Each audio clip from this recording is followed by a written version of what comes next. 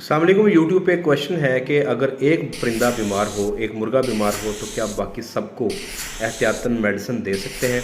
कोई भी मेडिसिन हो, ऑगमेंटिन हो, टाइलोफर्सन है, कोई भी मेडिसिन है। जवाब ये है कि जब आपका एक बर्ड बीमार होता है तो इसका मतलब कि उसका इम्यून सिस्टम थोड़ा वीक था, उसने आपको अलामत जल्दी ज़ाहिर कर दी हैं, लेकिन बीमारी आपके बाकी परिंदों के अंदर भी आ सकती है या आ गई होगी।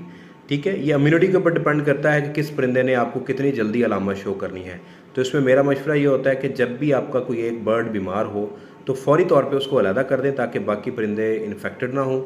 और मेडिसिन आपने सबको पिला देनी है। फ़र्क सिर्फ ये है, जो परिंदा आपका बीमार होगा, अलामत शो कर रहा होगा, उसको आपने ट्रीटमेंट डोज देनी है, यानी कि टाइलोफर्सन देंगे तो 4 ग्राम देंगे, ऑगमेंटिन देंगे तो 1 ml 1 लीटर में देंगे। लेकिन अगर आपका परिंदा अलामत शो नहीं कर रहा, आप एहतियातन देना चाह रहे हैं, तो आप डोज को कम कर देंगे। बड़ा सिंपल सा फार्मूला है, एहतियात हमेशा इलाज से बेहतर होती है। तो शुक्रिया।